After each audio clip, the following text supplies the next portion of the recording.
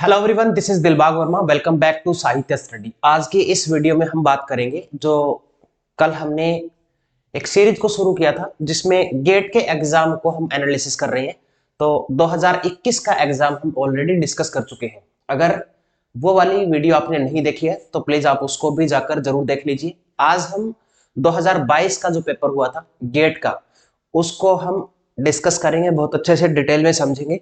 उससे पहले एक छोटी सी इंफॉर्मेशन है, जो भी स्टूडेंट्स एचपीएससी पीजीटी सब्जेक्टिव की तैयारी कर रहे हैं, बैच अगर ज्वाइन करना चाहते हैं ऑलरेडी रनिंग में है। एचपीएससी असिस्टेंट प्रोफेसर के लिए भी दोनों बैच चल रहे हैं, स्क्रीनिंग का भी और सब्जेक्टिव का भी। और साथ में यूजीसी नेट 2025 जून के लिए जो स्टूडेंट्स तैयारी कर रहे हैं यूजीसी नेट की, वो भी हमारे बैच को ज्वाइन कर सकते हैं। ये छोटी सी एक इंफॉर्मेशन थी।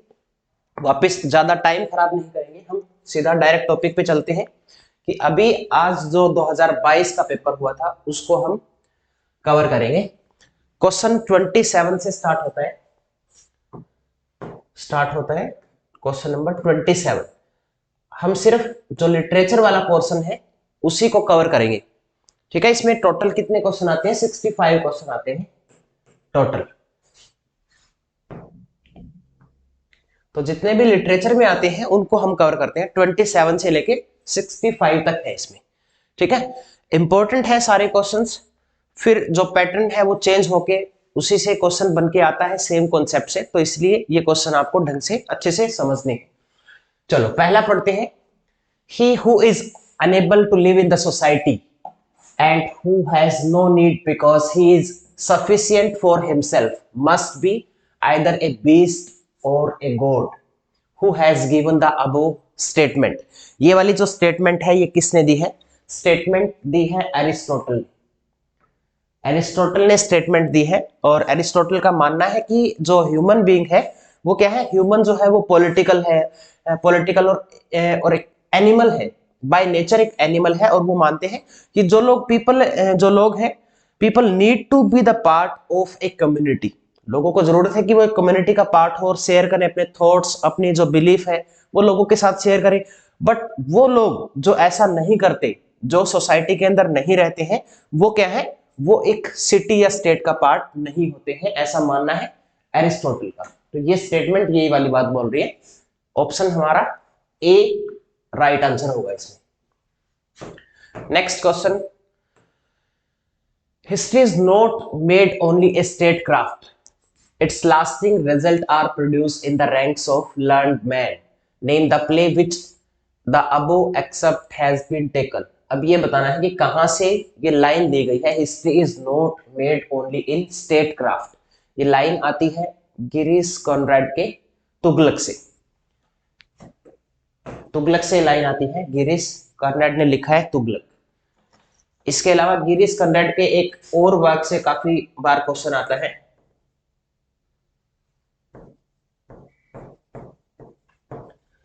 वदना। ये बहुत इंपॉर्टेंट है, थॉमस मान से इंस्पायर होकर लिखा है ये, ठीक है, उसी के ऊपर बेस्ड है ये वाला वर्क। इससे ज्यादातर क्वेश्चन आता है गिरीश कर्नाड का। चलो जी आगे। Who among the following popularized the term objective correlative, which is often used in the formalist criticism? क्या है ये ऑब्जेक्टिव कोरिलेटिव? ऑब्जेक्ट जब कोरिलेट करने चाहिए उसको हम ऑब्जेक्टिव कोरिलेटिव बोलते हैं। वॉशिंगटन एल्सन ने इस टर्म को कॉइन किया है। Washington Allston coin the term objective correlative. But यहां पे क्या पूछा गया है, पॉपुलर किसने किया है? टर्म कोई नहीं पूछी गई, पॉपुलर किसने किया है? पॉपुलर किया है टीएस एलियट ने। टीएस एलियट का एक वर्क है हैमलेट एंड हिज प्रॉब्लम। इसमें स्टडी किया है विलियम शेक्सपियर के प्ले हैमलेट को। उसमें क्या बोला गया कि उसमें ऑब्जेक्ट जो है वो कोरिलेट नहीं कर रही है। So TS Eliot called Hamlet is an artistic failure, क्योंकि उसमें ऑब्जेक्ट कोरिलेट नहीं कर रही है। जो हैमलेट, प्रिंस हैमलेट है, वो किस तरह से मैडनेस, उसको लगता है कि लोगों को लगता है ना कि वो पागल हो गया है, वो ऐसी हरकतें जानबूझ के करता है, तो इमोशंस जो है वहां पे कोरिलेट नहीं कर रही है, ठीक है, लाइक जैसे कि बेसिकली मैं आपको एक एग्जांपल इसका देता हूं। क्लासरूम का एग्जांपल ही मान लेते हैं। क्लासरूम कैसे पता चलता है कि क्लासरूम है? बेंचेस हैं, व्हाइट बोर्ड है, मार्कर है, ठीक है, इस तरह की चीजों से हम पता लगा सकते हैं कि ये एक क्लासरूम है। ठीक है, तो ऑब्जेक्ट यहाँ पे को रिलेट कर रही है। अब मान लो दूसरी तरफ से अगर इसी क्लासरूम से ये चीजें हटा के इसमें कुछ बैलून्स वगैरह हो, ठीक है, जैसे पार्टी हॉल में होता है, राउंड टेबल लगी हो, रेस्टोरेंट में जो होती है चेयर लगी हो, तो क्या हम इसको क्लासरूम बोल पाएंगे? नहीं बोल सकते, क्योंकि यहाँ पे ऑब्जेक्ट कोरिलेट नहीं कर रहे हैं। तो इसी को बोलते हैं ऑब्जेक्टिव कोरिलेटिव। इसको पॉपुलर किया है टीएस एलियट ने। Which of the following critic preferred Shakespeare comedy to his tragedy? ये प्रेफर किया है डॉक्टर सैमुअल जॉनसन। आसान क्वेश्चन है ये तो। चलो जी आगे चलते हैं। Next, who among the following has been credit with laying the foundation of comparative literature by Russian formalism? Russian formalist में से किसको क्रेडिट दिया गया है कि वो फाउंडेशन उसने फाउंड किया है कंपैरेटिव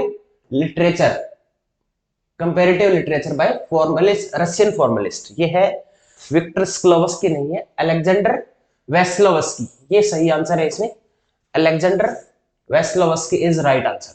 31st का हमारा आंसर हो गया बी। उसके बाद lyrical ballad consider to be the manifesto of romantic poetry. Manifesto माना जाता है इसको, लिरिकल बैलेड को। किसने लिखा था लिरिकल बैलेड? एस.टी. कोलरेज और Wordsworth. ST. Coleridge and William Wordsworth, दोनों ने मिलकर लिखा है। अब इसमें एस.टी. कोलरेज ने 4 पोएम लिखी है और विलियम वर्ड्सवर्थ ने 19। टोटल इसके अंदर 23 पोएम्स है। और इसकी पब्लिकेशन डेट के साथ ही रोमांटिक एज की शुरुआत हो जाती है, इसीलिए इसको मैनिफेस्टो भी बोला जाता है। और ये 1798 में सबसे पहले आया था। देन उसके बाद 1800 में इसका प्रीफेस लिखा गया। जनरली प्रीफेस पहले, प्री का मतलब पहले होता है, प्रीफेस पहले लिखा जाता है, बट इस केस में उल्टा हुआ, इसमें प्रीफेस बाद में लिखा गया। ठीक है, उसके बाद 1802 में इसको एक बार फिर से रिवाइज किया गया। प्रीफेस किसने लिखा? प्रीफेस सिर्फ वर्ड्सवर्थ ने लिखा है, ध्यान रखना इसमें, प्रीफेस वर्ड्सवर्थ ने लिखा है, एस.टी. कोलरेज प्रीफेस में नहीं है। तो जब बिल्कुल स्टार्टिंग में लिरिकल बैलेड आया था जिसके अंदर 23 पोएम्स थी, तब दोनों ने कोलैबोरेशन में किया है। और ओपनिंग इंस्टॉलमेंट कौन सी है और लास्ट वाली कौन सी है ये भी ध्यान रखना है। द राइम ऑफ एंशिएंट मारिनर जो है वो ओपनिंग है इसकी, मतलब पहली पोएम है इसके अंदर। जो लास्ट वाली पोएम है वो है टिंटन एबे बाय विलियम वर्ड्सवर्थ। उसके बाद आगे, identify the work from which of the following except has been taken in a universe that is suddenly deprived of illusion and of light, man feels a stranger, he is irremediable exile, that this divorce between man and his life, the actor and his setting truly constitute of the feeling of the absurdity। ये है absurdity, French Kafka नहीं है इसमें, Albert cameo का play है the myth of Sisyphus. बहुत बेहतरीन work लिखा है एल्बर्ट कैम्यू ने, द मिथ ऑफ सिसिफस और आउटसाइडर। एब्सर्डिटी के बेस्ट एग्जांपल है ये। एब्सर्डिटी से क्वेश्चन आता है लगभग हर बार पेपर में। तो एब्सर्डिटी का कॉन्सेप्ट क्या है? जिसमें इमोशनलेस चीजें होती हैं, ठीक है, एक्शनलेस होती है, कोई गोल नहीं होता है, इस तरह का जो वर्क लिखा जाता है एब्सर्डिटी, कोई मतलब नहीं बनता है, बेतुकी बातें की जाती है। तो इस एब्सर्ड थिएटर की टर्म किसने कॉइन की है? मार्टिन एस्लिन ने टर्म कॉइन की है। और जो इंपॉर्टेंट राइटर एसोसिएट करते हैं लाइक यूजीन लेनेस्को है, जीन जेनेट है, आर्थर आडामो, एल्बर्ट कैम्यू, उसके अलावा एक वो सैमुअल बेकेट हो गया, वेटिंग फॉर गॉडोट वाला, ये वाला। फ्रेंच काफ्का भी आते हैं इसमें, हेरोल्ड पिंटर भी आते हैं, लेकिन ये माइनर राइटर है इसमें। हेरोल्ड पिंटर और काफ्का जो है वो बिल्कुल लास्ट में आते हैं, लेकिन जो मेजर राइटर है एल्बर्ट कैम्यू, आर्थर एडामो और यूजीन लेनेस्को, देन जीन जेनेट, ये 4 मोस्ट इंपोर्टेंट है। ठीक है, और एक जिसने टर्म कॉइन की है वो तो है ही, Martin Esslin. What does gynocriticism recommend as an approach to literature? Who coined the term gynocriticism? Gynocriticism term किसकी है? कई बार क्वेश्चन आ चुका है पेपर में। Elaine Showalter. इसका मतलब क्या है यहाँ पे? Considering women's literature from man point of view. Women literature man point of view गलत है, women's literature women point of view, ठीक है। Examine women literature conforming gender stereotypes only, नहीं जी गलत है। Becoming more familiar with the history of women and women writing, ज्यादा familiar होना किसके साथ? हिस्ट्री ऑफ, क्योंकि देखो अगर हम बात करें चाहे वो ब्रिटिश लिटरेचर की बात हो चाहे वो अदर वर्ल्ड लिटरेचर की बात हो, तो वुमेन की राइटिंग को इतनी ज्यादा प्रेफरेंस नहीं दी जाती थी। तो ये चीज गाइनोक्रिटिसिज्म में स्टडी किया जाता है कि जो पहले जो लिखे गए हैं वर्क वुमेन के पॉइंट ऑफ व्यू से या वुमेन राइटर के द्वारा लिखे गए हैं, तो उनको अब तवज्जो दी जाए, ठीक है, उनको स्टडी किया जाए। तो वुमेन की राइटिंग के बारे में ही ये बात की जाती है इसमें गाइनोक्रिटिसिज्म में। चलो आगे बढ़ते हैं। Identify the novel which opens the following line, it was the best of time. ये तो बहुत आसान क्वेश्चन आ गया। It was the best of time, it was the worst of time, it was the age of wisdom, it was the age of foolishness, it was epoch of belief and the epoch of incredibility, it was the season of light, season of darkness, it was the spring of hope, it was the winter of despair. ये historical novel है। किसकी novel है? Historical novel by Charles Dickens. Charles Dickens a tale of two cities, दो historical novel लिखी है Charles Dickens ने। एक तो a tale of two cities और दूसरी है बार्बेरियस।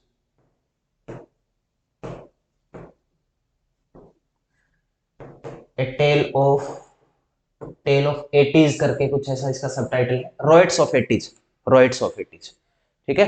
तो दो हिस्टोरिकल नॉवल लिखी है, ये आती है इससे चार्ल्स डिकेंस की ए टेल ऑफ टू सिटीज से। उसके बाद विच of the following term does not from A part of seven type of ambiguity. Seven type of ambiguity William Empson का बहुत फेमस वर्क है। 7 टाइप की एम्बिग्यूटी है इसमें। सिमुलैक्रा इसमें नहीं है, मेटाफर, पन, सिमिली, ये तीनों है।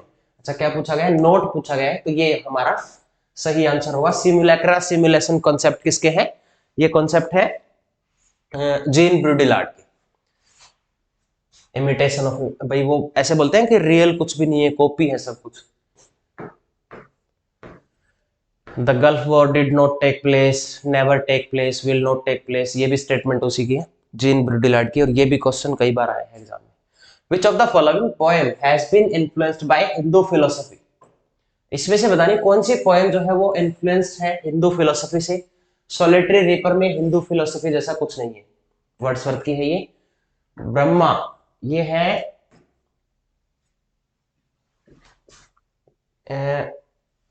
ब्रह्मा जो है वो गीता से लिया गया है, ये तो हिंदू फिलोसफी से है। ये अमेरिकन राइटर ने लिखा है ब्रह्मा, H.W. लॉन्गफेलो, नहीं लॉन्गफेलो नहीं है, अब ध्यान नहीं आ रहा कि किसने लिखा है ब्रह्मा को, किसने लिखा है।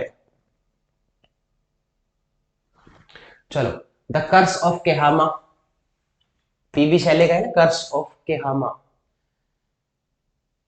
इसमें लॉर्ड शिवा का रेफरेंस है कर्स ऑफ केहामा में।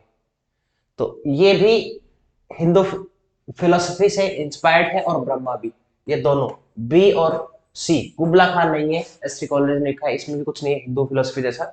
बी और सी जो है वो सही आंसर है, ठीक है।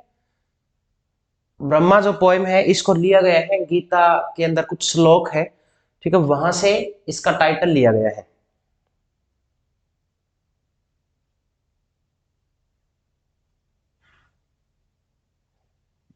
R.W. एमरसन है इसका सही, Brahma R.W. Emerson, American transcendentalist movement से है ये R.W. एमरसन, इन्होंने लिखा है इसको। तो ये दोनों इसके सही आंसर होंगे। उसके बाद 38, which of the following human behavior is और are important to a Freudian psycho analytical study of the William Shakespeare Hamlet. Hamlet में क्या था? ऐसी साइको एनालिटिकल स्टडी हम क्या कर सकते हैं शेक्सपियर के उस प्ले में? आर्ट ऑफ स्पीकिंग की बात है क्या उसमें कि भाई बहुत बेहतरीन बोलता है, एक तो वो क्लोडियस को स्पीच डिलीवर कर रहा है या फिर हैमलेट को स्पीच डिलीवर कर रहा है, ऐसा नहीं है, गलत है ये। चेंजेस इन इमोशनल स्टेट्स, ये सही है। अभी हम थोड़ी देर पहले डिस्कस कर रहे थे आर्टिस्टिक फेलियर इसको क्यों बोला था, क्योंकि उसके इमोशंस जो है वो मैच नहीं कर रहे थे उसके जो एक्ट के अकॉर्डिंग। न्यूरोटिक बिहेवियर भी ठीक है, ये भी ठीक है। मैरी मेकिंग कोई ऐसी बात नहीं है उसमें बहुत, तो बी और सी आंसर इसमें सही होगा, ये दोनों। Next one, which of the following novel author combination are correct, इसमें बताओ कौन सा करेक्ट है। Where shall we go this summer, Jane Austen का नहीं है, अनीता देसाई, इसको करो cross. A passage to England, Niraj Singh Chaudhary ठीक है। ए पैसेज टू इंडिया किसने लिखा है, who wrote a passage to India, please comment में जरूर लिखें who wrote a passage to India. The mayor of Casterbridge Thomas Hardy का है, ठीक है। प्राइड एंड प्रेजुडिस ये जेन ऑस्टन का, ये एक्सचेंज किया गया है, ये बी और सी आंसर इसमें सही है। Next, which of the following statement are correct about phenomenology, phenomenology के बारे में बतानी है, कौन सी जो स्टेटमेंट है वो सही है। It is a form of methodological idealism seeking and explore the abstraction called human consciousness, बिल्कुल सही है। ह्यूमन कॉन्शियसनेस की बात फिनोमेनोलॉजी में की जाती है, फिलोसॉफिकल मेथड है, एडमंड हसल से एसोसिएट करता है, ठीक है, इसी का है ये, एडमंड हसल का ही जो ये कॉन्सेप्ट है। It is believed that the art of thinking and the object of thought are entirely related, mutually dependent, बिल्कुल सही बात है। एक्ट ऑफ थिंकिंग जो है और ऑब्जेक्ट ऑफ थॉट है, ऑब्जेक्ट और एक्ट जो है वो दोनों इंटर रिलेटेड है आपस में, इनमें म्यूचुअली डिपेंडेंट है एक दूसरे पे। Heidegger being and time, Martin Heidegger being and time important phenomenological treatise supporting the stand of Husserl, नहीं ऐसा तो नहीं है, ये गलत है। एग्जिस्टेंशियलिज्म की बात होती है उसमें, तो डी ऑप्शन इसमें एलिमिनेट होगा। ए, बी और सी ये तीनों सही है इसमें। उसके बाद आ जाओ आगे, Chitra Divakaruni, the mistress of spices is, mistress of spaces is ये क्या है, इसके बारे में बताना है। चित्रा दिवाकारुनी एक इंडियन अमेरिकन ऑथर है, ये मैजिक रियलिज्म की बात की गई है इसमें, तो क्योंकि इसमें टिलो नाम की एक कैरेक्टर है, टिलो एक शॉपकीपर है ये, और अपने कस्टमर्स को किस तरह से एंटरटेन करती है ये, किसकी जो जादू इसने सीख रखा है, ठीक है, मैजिक में ट्रेंड है ये लड़की, तो इस तरह से उनको वो एंटरटेन करती है टिलो। एक दिन ये एक अमेरिकन एक रावण नाम का एक आदमी आता है, उसके साथ ये प्यार में पड़ जाती है, इनकी स्टोरी है ये, ठीक है। और अबाउट इमिग्रेंट एक्सपीरियंस भी ठीक है इसमें, मैजिक रियलिज्म आ जाएगा, इमिग्रेंट एक्सपीरियंस आएगा, साइंस फिक्शन नहीं है ये, एपिस्टोलरी भी नहीं है, तो ए और बी इसमें दोनों सही है। उसके बाद आगे चलते हैं, which of the following are correct about post modernist critic, इसमें से बताना है कि पोस्ट मॉडर्निस्ट क्रिटिक के बारे में ये कौन सी सही है। The foreground fiction and exemplified disappearance of the real की पोस्ट मॉडर्निज्म की एक ये कैरेक्टरिस्टिक्स है। दे फोरग्राउंड आयरनी भी ठीक है, टेंड टू टुवर्ड्स रिफ्लेक्सिविटी गलत है। They challenge the distinction between high and low culture, ये भी सही है, तो ये ठीक है, ये ठीक है और ये ठीक है, ये कट हो जाएगा। ए, बी और डी इसमें लिख के आना आपको, तीनों आंसर सही है।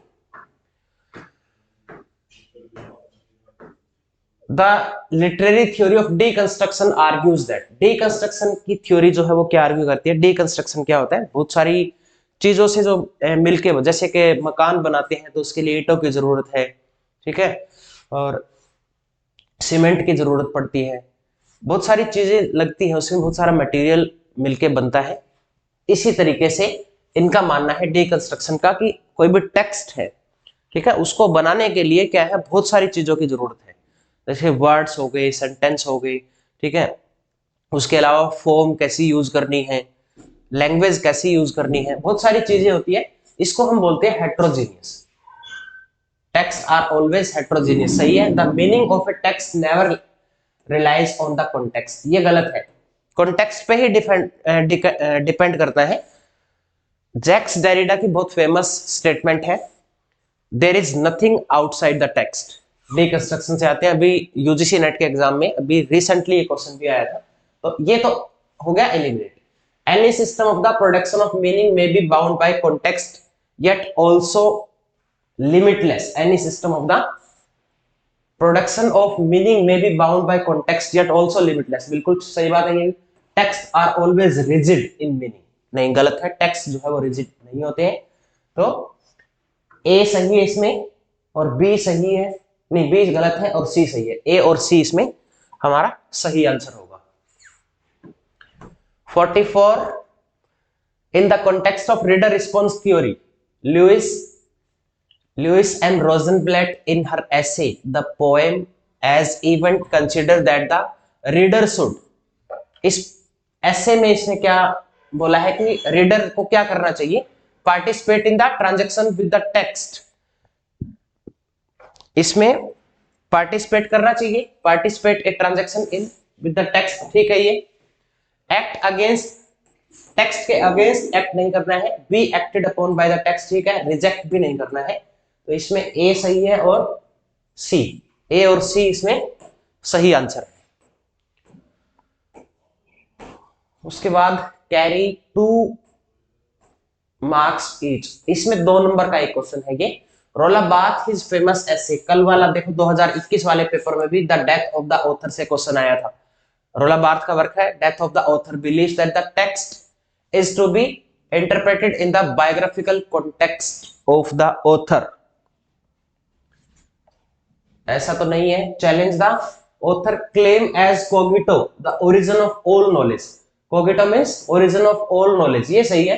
रोला बार्थ ने ये बोला है इसमें believe that the author has sole claim to his work, sole गलत है, एकमात्र नहीं होता ऑथर ऐसा।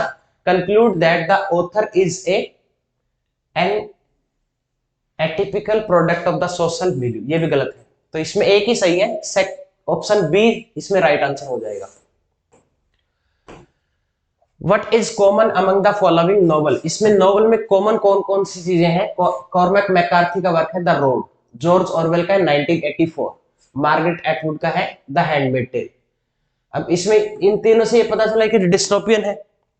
ऑप्शन पढ़ते हैं, these are example of utopian fiction, utopian तो नहीं है क्योंकि उसके अंदर तो यूटोपिया में सारी चीजें बिल्कुल सही होती है, पब्लिक की प्रोस्पेरिटी के बारे में ही सोचा जाता है। These are example of dystopian fiction, इसको रख लो, ये ठीक है। They present an idealistic picture of the world, अगर ये आइडियलिस्टिक पिक्चर जो है वो प्रेजेंट करेंगे तो फिर तो यूटोपियन हो जाएंगे, ये भी गलत हो गया। They abound pleasant description of the landscape people and place, क्या इनके बारे में है ये? नहीं, इसके बारे में भी नहीं है। पर देखो ये है, they abound in pleasant description of landscape people and place, इनके बारे में कोई डिस्क्रिप्शन इसमें नहीं है। ये है एग्जांपल किसके? डिस्टोपियन फिक्शन के। ऑप्शन बी इसमें सही आंसर है। 47 नंबर पे आते हैं, मैच करना है ऑथर और उसके बाद साइड में इनके दिए हैं दूसरे कॉलम में शूडर। जॉर्ज इलियट का शूडोनेम क्या है? Mary Ann Evans. Sylvia Plath, Victorian Lucas, HH. Munro, Saki, Charlotte Bronte, Currer Bell. हो गए बस। कई बार पूछा गया है ये वाला, तो जॉर्ज इलियट का, अच्छा जॉर्ज ऑरवेल का, ये फेमस पेन नेम है। और एक आता है, चलो ये बताओ, डेमोक्रेटिस जूनियर जो है वो किसका पेन नेम है? बहुत फेमस राइटर है, डेमोक्रेटिस जूनियर पेन नेम किसका है? पेपर में आया हुआ क्वेश्चन है। उसके बाद आगे है 48, the literary mode parallel the floating of the authority and invasion of social hierarchy in many culture are permitted in a season of, if done so by introducing a mingling of voices from diverse social level that are free to mock and subvert authority, to float social norms by ribaldry and exhibit various ways of performing what is ordinarily regarded as sacrosanct। ये example है, ऊपर description दी गई है, वो किसकी है? Magic realism नहीं है, इंटरटेक्सुअलिटी नहीं है, हेट्रोग्लोसिया भी नहीं है, कार्निवलस। अच्छा, कार्निवलस क्या होता है? ये मिखाइल बाख्टिन का एक बहुत फेमस कॉन्सेप्ट है, ये मिखाइल बाख्टिन का। और इसमें कार्निवलिस्ट में डिस्क्राइब किया जाता है कि जो लोग हैं कैसे टेम्परेरी क्रिएट करते हैं, एक अल्टरनेट सोशल वर्ल्ड क्रिएट कर लेते हैं। ठीक है, ये होता है कार्निवलिस्ट।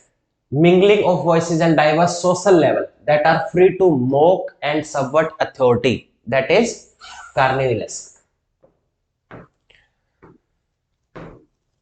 आगे है उसके बाद, post colonial perspective emerged from the colonial testimony of the third world countries and the discourse of minorities within the geopolitical division of the east and west, north and south. They advance in those ideological discourse of the modernity that attempt to give a hegemonic normality to the uneven development of the differential, often disadvantaged histories of nation, race, communities, people. The above commentary on the post-colonial perspective has been extracted from which of the following? ऐसा किसने बोला है? ये Homi K Bhabha, the location of culture में ये बात की गई है। इसमें राइट आंसर हमारा ऑप्शन सेकंड सही है।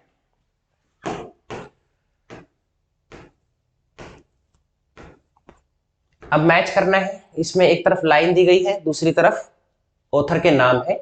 Rapt twiddling in thy hand in with wrapped spray and waiting for spark and heaven to fall। अगर एक लाइन से समझ नहीं आता तो दूसरी पढ़ लो, इसको छोड़ दो।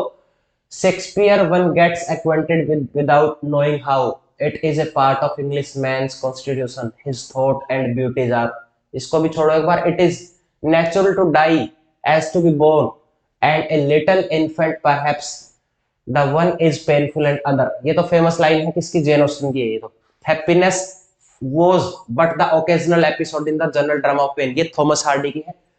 3 को ए के साथ मैच करेंगे, 4 को कहाँ है हार्डी? 4 को बी के साथ, 3A 4B।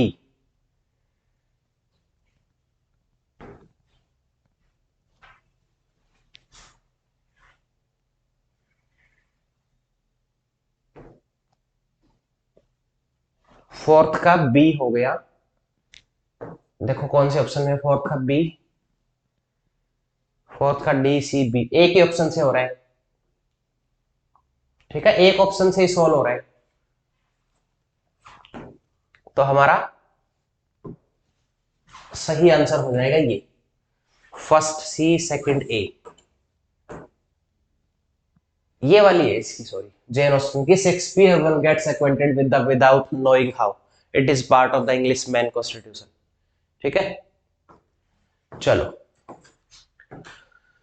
उसके बाद आगे है, which of the following statement is most appropriate in the context of the Francois de Abord concept of ecofeminism। ecofeminism का इनका concept है, it is revolution by a woman against man to protect nature।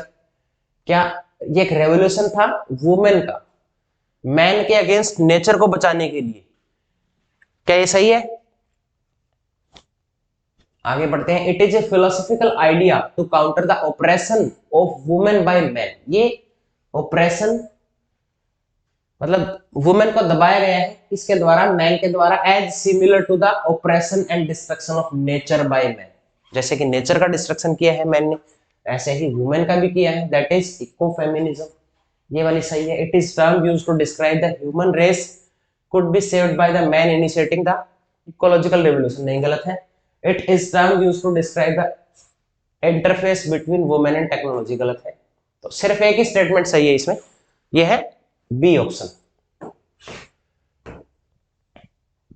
Which of the following books is considered as one of the source behind the T.S. Eliot poem The Wasteland? Wasteland के लिए source बनी कौन सी book?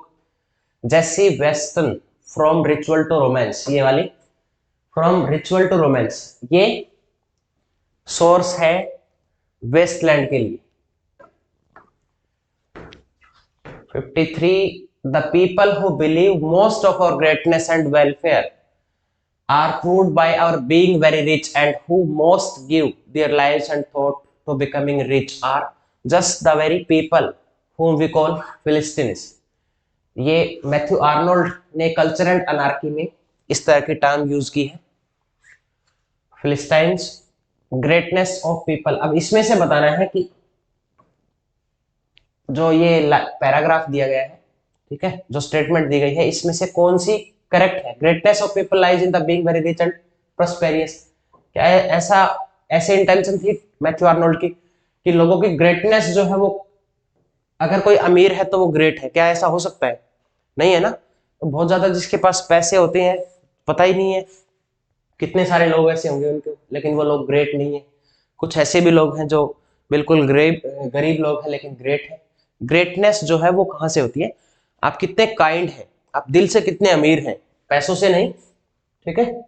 उसके अलावा material prosperity is not the true criterion of nation's achievement. ये statement बिल्कुल सही है। Material prosperity is not the true criterion of nation's achievement. Philistines are great people, नहीं जी, गलत है। Arnold think very highly of himself, खुद के बारे में ज्यादा सोचना गलत है। बी ऑप्शन इसमें सही आंसर है। जो लोग एंटी इंटेलेक्चुअल होते हैं और मटेरियलिस्टिक और वेल्थ ओरिएंटेड होते हैं, वो लोग होते हैं ये फिलिस्टाइन।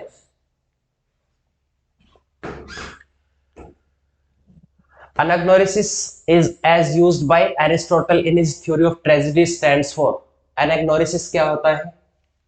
ये चारों कॉन्सेप्ट इंपॉर्टेंट है। हमर्सिया क्या है? ट्रेजिक फॉल होना, ट्रेजिक फॉल होना जो मेन कैरेक्टर है उसका। उसके बाद एक आता है कैथारसिस, कैथारसिस, और इसके अलावा अनैग्नोरिसिस हो गया, हमर्सिया, कैथारसिस, और एक कॉन्सेप्ट और है पेरिपेसिया। ये चारों इंपॉर्टेंट है। पेरिपेसिया, हमर्सिया में ट्रेजिक फॉल होता है, ठीक है, उसकी खुद की गलती की वजह से ट्रेजिक फॉल हो जाना, हेमलेट इसका बेस्ट एग्जांपल है। कैथारसिस और अनैग्नोरिसिस, पेरिपेसिया।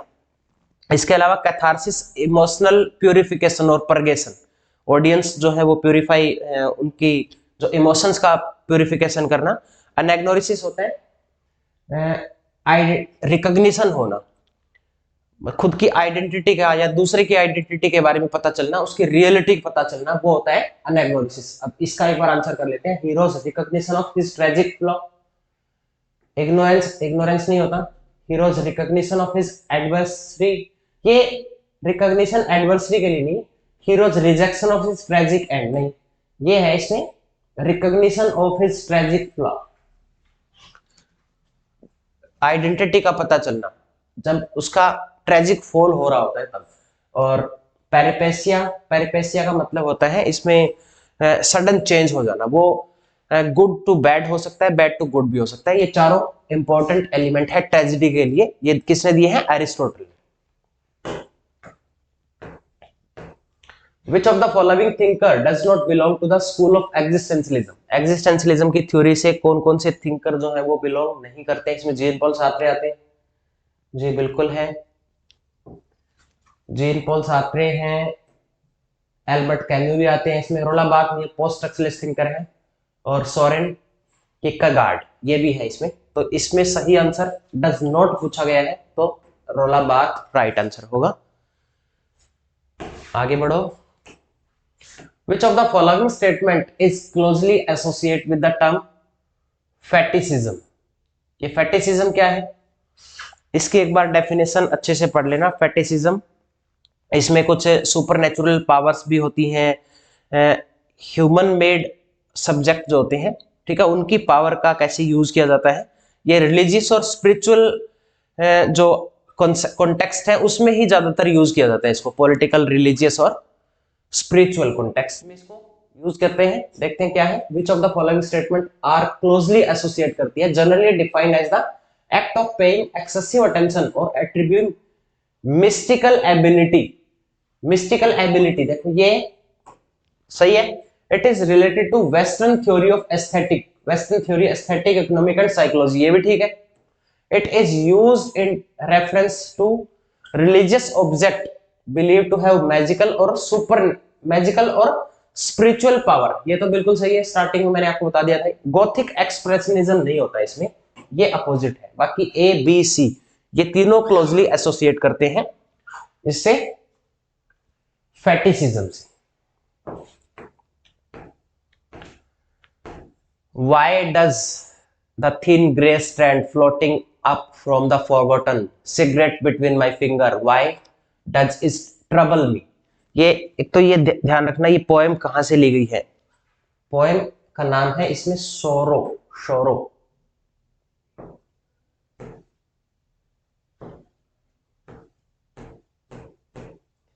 Bye D H. Lawrence. D H. Lawrence की पोएम है ये वाली, और इसमें ये पोएम जो है, थीम क्या है इसकी, मेनली एक्सप्लोर करती है ये emotions, loss of emotions and memory and finality to death, उसके बारे में बात की गई है इसमें। और शायद इसकी मदर के बारे में है ये, हाँ, पोएट की मदर के बारे में। It is written in the process of grieving for the poet's mother, ठीक है। ये तो ऑटोबायोग्राफिकल पोएम है, ये भी ठीक है। सिंबॉलिक पोएम है ये भी ठीक है। It is a poem of youthful celebration, celebration तो नहीं है, ठीक है, डेथ के बारे में ही है। ए बी और सी सही आंसर है इसमें। Next, which of given example figurative devices are correctly paired? Paradox, what is man though the mindful of him? नहीं, paradox नहीं है, personification होता है, मानवीकरण करना, जो नॉन लिविंग ऑब्जेक्ट है उनको एज ए लिविंग ऑब्जेक्ट दिखाना। Truth makes the greatest libel, गलत है। Reading furnishes the mind only with the material of knowledge, it is thinking makes what we read ours, antithesis है। Opposite way में use करना या फिर difference create करना, that is antithesis, ये सही है। It is truth universally acknowledge that a single man in position of a good fortune must be in want of, ये सही है। आयरनी, तो सी और डी दोनों पेयर सही है, ऊपर वाले दोनों गलत है। As per distinction made by Toril Moi regarding the term feminist, female and feminine, which of the following is और आर करेक्ट? इसमें से कौन सा करेक्ट है? First is matter of economic manumission, economic नहीं, ऐसा तो नहीं है फर्स्ट वाला। तो second is matter of psychology, भी गलत है। फर्स्ट इज पॉलिटिकल पोजीशन, ये सही है, फर्स्ट पॉलिटिकल पोजीशन है। थर्ड जो है कल्चरली डिफाइंड कैरेक्टरिस्टिक्स, ये भी सही है। तो इसमें सी और डी दोनों सही आंसर है। Next one, which of the following author have won the Booker prize twice? 2 बार किसको बुकर अवार्ड मिला है इसमें से? गॉडिमर नहीं जी, जेजी फेरल की एक ट्रायलॉजी है, एक तो ट्रबल के नाम से है, ट्रबल के नाम से इनकी बुक है, 1970 का बुकर अवार्ड मिला है। और उसके बाद the siege of Krishnapur, siege of Krishnapur, इसके लिए बुकर अवार्ड मिला है 1973 में, ठीक है। एक तो ये राइटर हो गया। विलियम गोल्डिंग नहीं है। पीटर कैरी है the life and time of Michael के, एक तो ये वाली है, और एक हिस्ट्री ऑफ कैली गैंग करके है एक वर्क इनका, कैली गैंग नहीं, life and time of Michael के तो किसी और का है। इसका 1988 में ऑस्कर एंड लुसेंडा, ऑस्कर एंड लुसेंडा 1988 के लिए मिला है, ठीक है, इस बुक के लिए पीटर कैरी को। और दूसरा अवार्ड पीटर कैरी को मिला है true history of Kelly gang, true history of Kelly gang 2001 में। ये 2 राइटर हैं जो डबल बुकर अवार्डी है, बी और डी। अब और कौन कौन से हैं ये भी आपको याद रखने हैं। मार्गरेट एटवुड है जैसे कि डबल बुकर अवार्डी है, और इसके अलावा 5 राइटर हैं टोटल ऐसे जिनको 2 बार बुकर अवार्ड मिला है। Nothing feels normal to Ashima.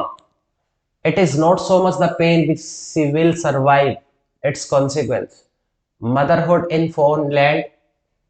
Motherhood, यहाँ पे मातृभूमि की बात हो रही है. फॉरेन लैंड मतलब किसी दूसरी जगह पे है. अन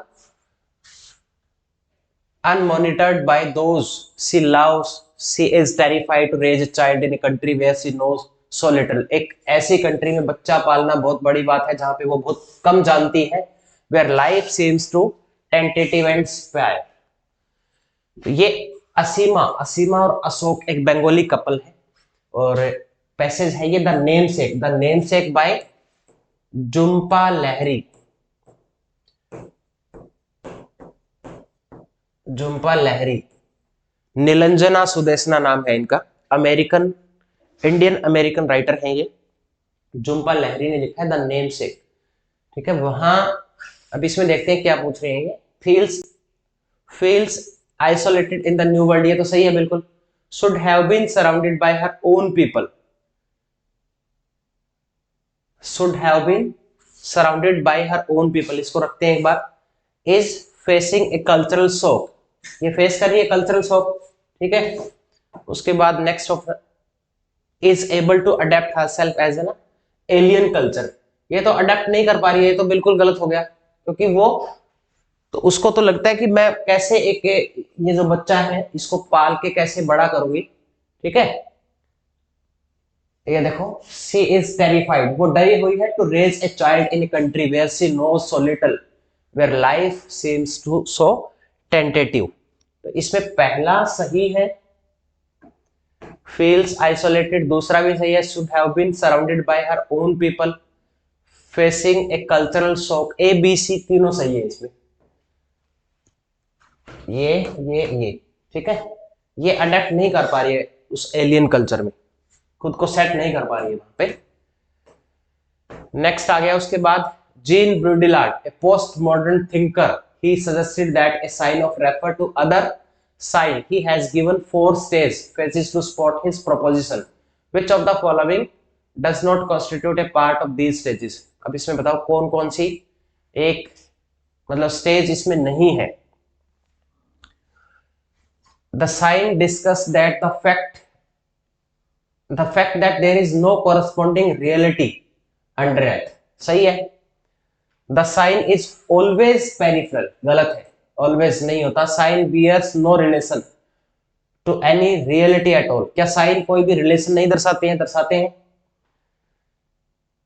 उसके बाद the sign misrepresent or distort the reality behind it. इसमें सिर्फ बी ऑप्शन सही है.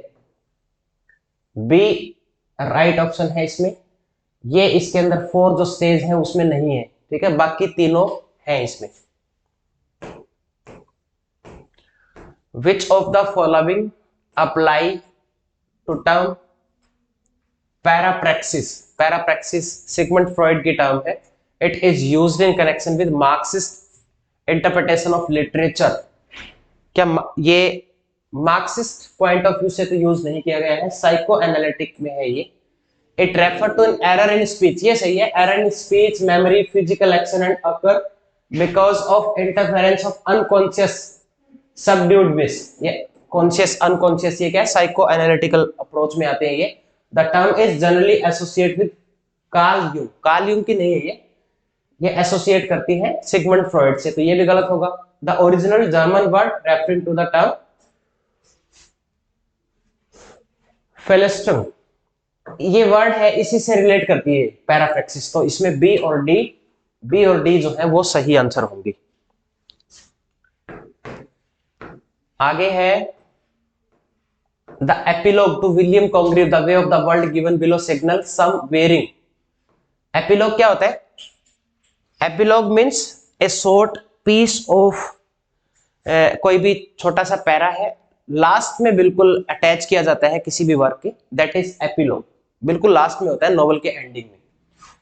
Other there are those males we would prevent such who want place the scurrilous intent to mark out who be character are meant. Those by false glosses feed their own ill nature and turn to libel what was meant astire. अब इसमें से ये बताना है कौन कौन सी जो है वो इस एपिलॉग में क्या सिग्निफाई करती है? Critic should always be supportive of the author. Critic क्या जो है वो सपोर्ट करते हैं ऑथर को? नहीं, वो सपोर्ट वो तो दोनों चीजें बताएंगे ना, वो उसकी गलत चीजें भी बताएंगे, वो उसकी सही भी बताएंगे, तो ये गलत है। Critic should not look for portrait of real people in the play character and remember at the play is a social satire। ये सही है इसमें। critics should avoid writing malicious review lest they are accused of libel। ये भी सही है, B और सी दोनों सही है। critics should try to identify the real life equivalent for each character गलत है। इसमें राइट आंसर हो गया बी और सी। नेक्स्ट लास्ट आ गया ये, read the lines. Take my shirt off and go in there to do the puja, no thanks, not me but you go right ahead if that's what you want to do, give me a match box before you go, will you। ये जो poem है ये ली गई है मकरंद, अरुण कोलाटकर की poem है मकरंद, वहां से इसको लिया गया है। अब इसमें पढ़ते हैं। Poem is written in the form of ode की फॉर्म में नहीं लिखा। Poem is skeptic in nature, ये सही है। The poet use surreal and astonishing images, नहीं गलत है। The poem express the rebellious attitude दिखाया है इसमें पोएट का। B and D both are right. बस इतने ही है क्वेश्चन इसमें, इतने ही है। 65 क्वेश्चन ही आते हैं गेट के एग्जाम में, तो आगे हो सकता है ये वाले क्वेश्चन आपके यूजीसी नेट के पेपर में रिपीट हो, एचपीएससी में रिपीट हो, आरपीएससी में, ठीक है, या फिर किसी भी प्रदेश का जो असिस्टेंट प्रोफेसर का एग्जाम होता है उसमें ये रिपीट होते हैं क्वेश्चन, ठीक है। तो इनको आप अच्छे से कवर करो। कल हम 2023 वाला डिस्कस करेंगे। आप अगर चैनल पे नए हैं तो चैनल को सब्सक्राइब कर लें, बेल आइकन को प्रेस कर लें ताकि आने वाली वीडियो की नोटिफिकेशन आपको मिलती रहे। मिलते हैं नेक्स्ट वीडियो में, तब तक के लिए अपना ख्याल रखें। Be safe, stay connected, best of luck, God bless you.